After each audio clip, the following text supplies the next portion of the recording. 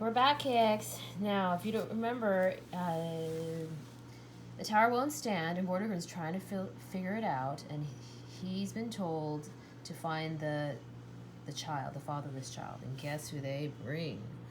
Before the soldiers could move, a small voice cried out, "Please, sir, we of the village know such a boy." The speaker was a spindly lad named Gillum. "Come here," said Vortigern. "Name him." Gillum did not dare get too close to the High King. His name is Emery, sir. He was spawned by a demon. He can cry the sun from the sky." Was that very helpful? Vortigern turned to the captain of his guards. "Bring this demon son to me." At that very moment, Emery's was on the mountain with the old man, absorbed in a very strange dream. Under the ruins of the tower, he saw 2 huge stone eggs breathing in and out. Just as he emerged from his dream, he was set upon by Vortigern's soldiers. "What shall I do?" he cried. The old man put a hand on his shoulder. "Trust your dreams." The soldiers quickly bound Emery's and carried him to the High King, but Emery's refused to show any fear. "You are the boy without a father. The boy spawned by a devil?" Vortigern asked. "I am a boy without a father."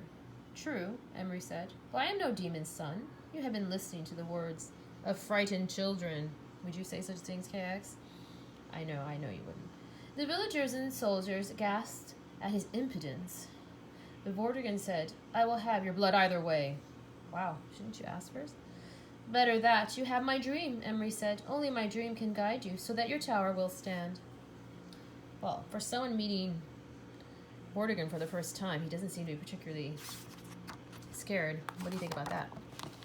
Oh, what's this?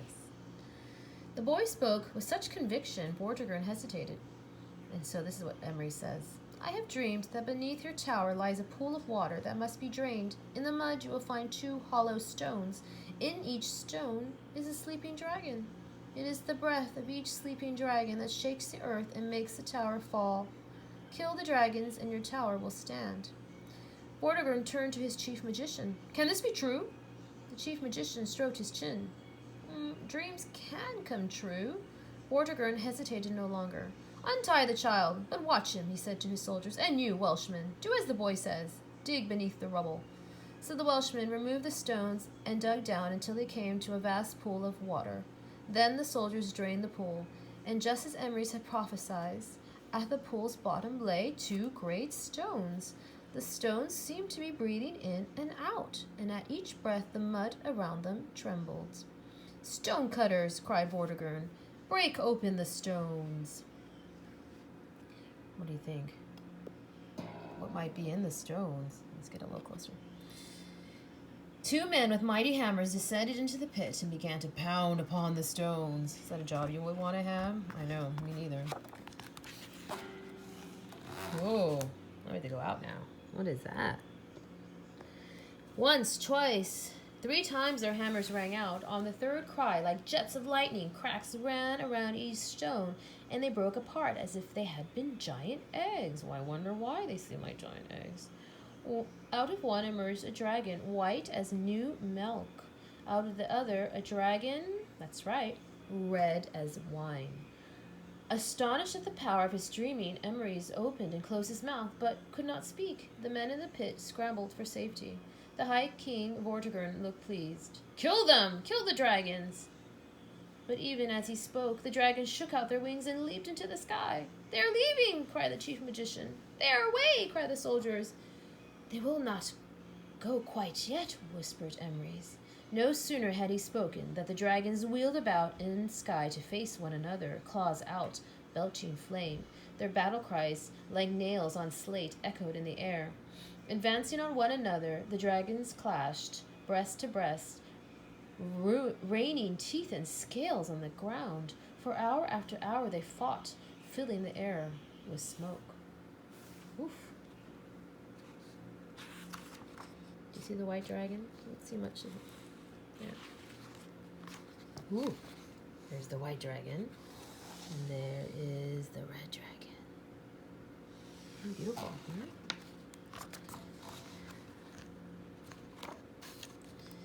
First the red dragon seemed to be winning, and then the white. First one drew blood, then the other. At last, with a furious slash of its jaws, the white dragon caught the red by the throat.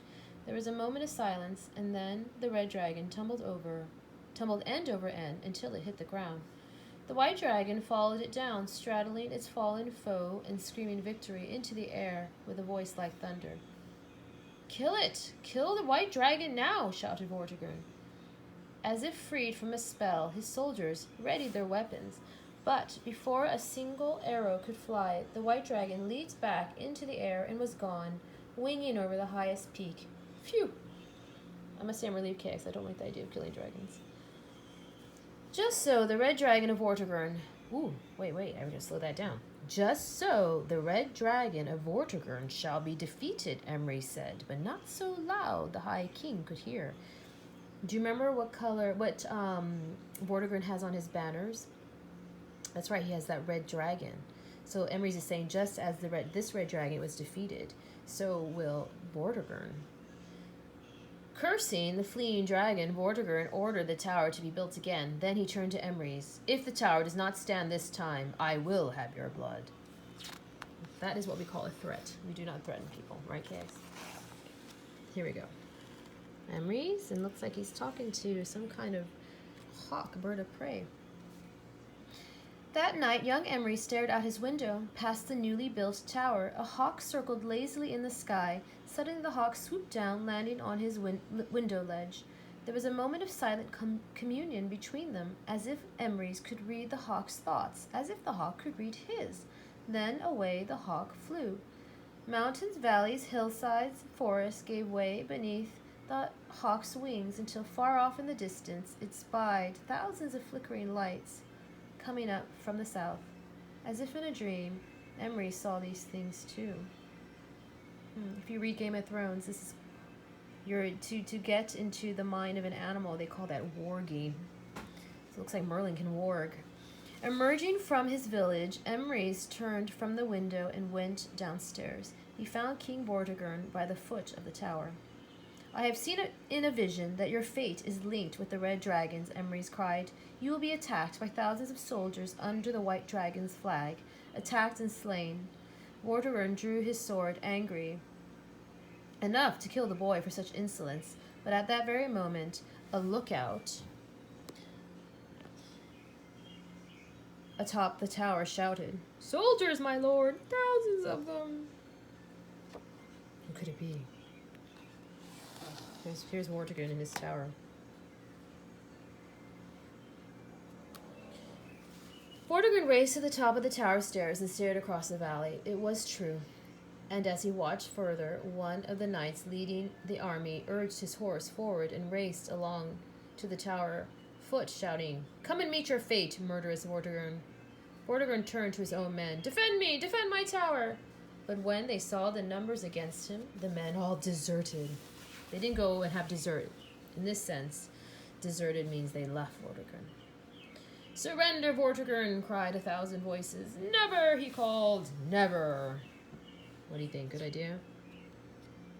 Is there really anywhere for him to go?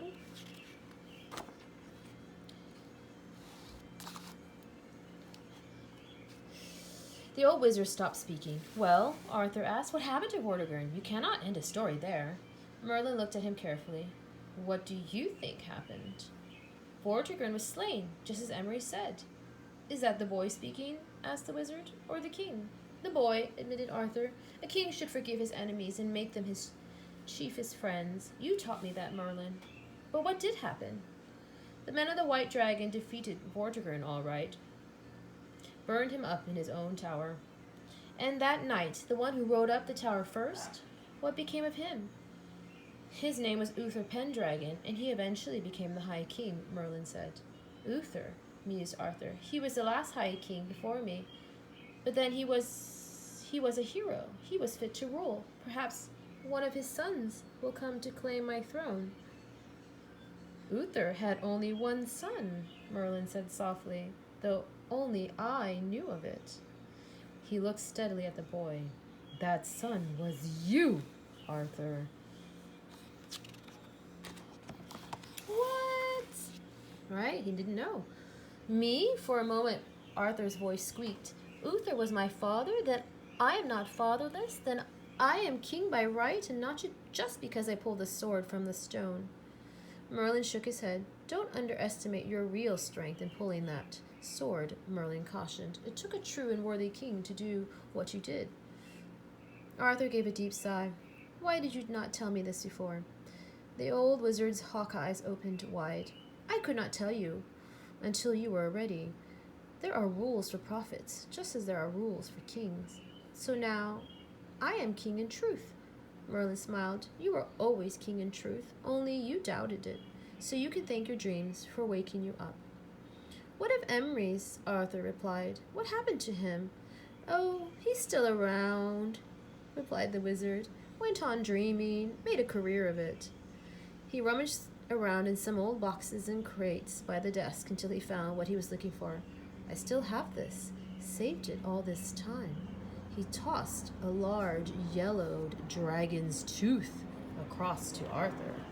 How did he get the dragon's tooth, Cass? That's right. Sudden recognition dawned on Arthur's face. You saved this? Then you were the boy named Emrys. Surely you guessed that before, Merlin teased, but now perhaps we can both go back to sleep. Thank you, Merlin, Arthur said. I don't think I shall dream any more bad dreams. Merlin's gnarled fingers caged the boy's hand for a moment. But you shall dream, he said quietly. Great men dream great dreams, and I have dreamed your greatness. He plucked the crown from the desktop. Don't forget this, my lord king. Arthur took the crown and placed it carefully on his head. Then he turned, went out the door, and down the tower stairs.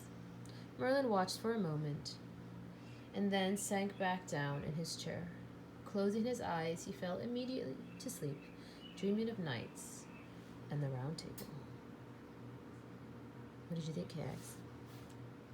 You're gonna sleep in your crown today?